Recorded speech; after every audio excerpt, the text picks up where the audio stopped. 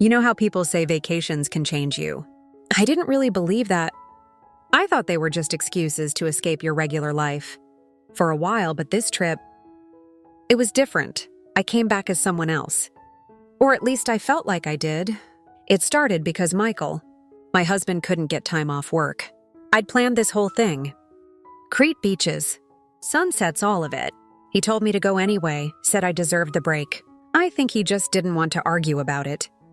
So I went telling myself it would be good to have some time alone. But alone felt a lot lonelier than I expected. Crete was beautiful, exactly like the postcards. Clear water, white sand. Little stone streets that looked like they belonged in a movie. But I couldn't shake this feeling of, restlessness. Like I was waiting for something to happen, even though I didn't know what. On the third day I saw him, he was at the paddleboard stand, helping some tourists get their life vests on. He had this easy confidence like he belonged there. Young, maybe mid-20s, with sun-bleached hair and a tan that made me feel pale just looking at him. He laughed at something one of the tourists said, and I couldn't help but notice the way his whole face lit up. I didn't think much of it at first. He was a kid, really too young, to be anything but a passing thought. But later that day when I was reading under an umbrella, I looked up and there he was leaning against the lifeguard stand. He caught my eye and instead of looking away, he smiled, not just a polite smile. There was something else in it, like he was testing the waters. After that, it felt like he was everywhere. At the bar when I ordered my drink on the beach while I read, "Always nearby, always looking." He started talking to me little comments about the weather, the water, the book I was reading. At first I thought it was harmless, flattering even. It had been a long time since anyone looked at me like that. I didn't go out of my way to avoid him.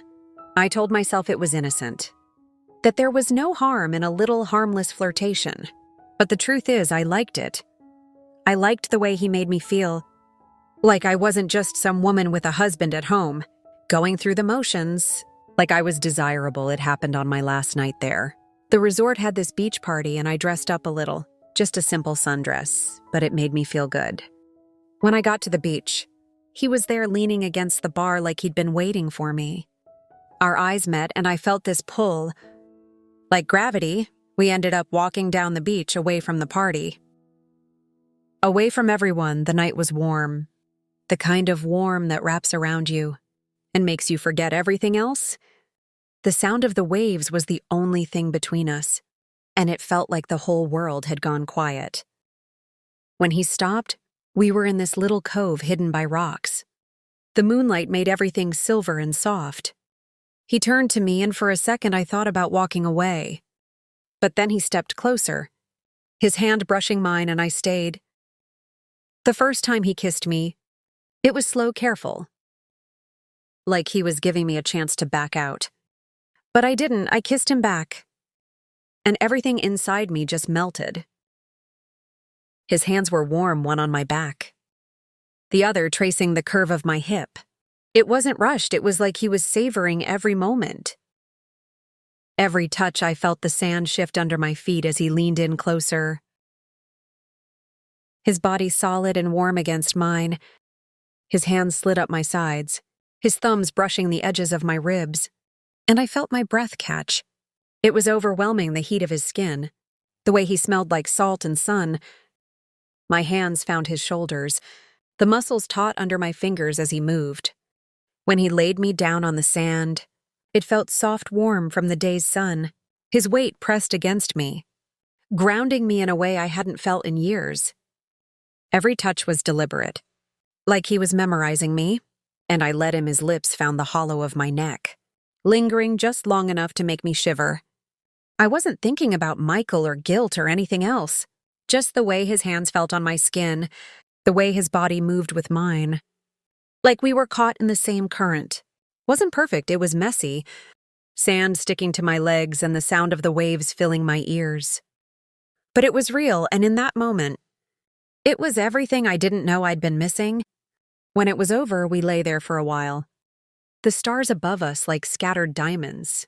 I felt his fingers trace circles on my arm, lazy and soft, and for a second I let myself believe it meant something. But it didn't. I walked back to my room alone, the warmth of him still lingering on my skin.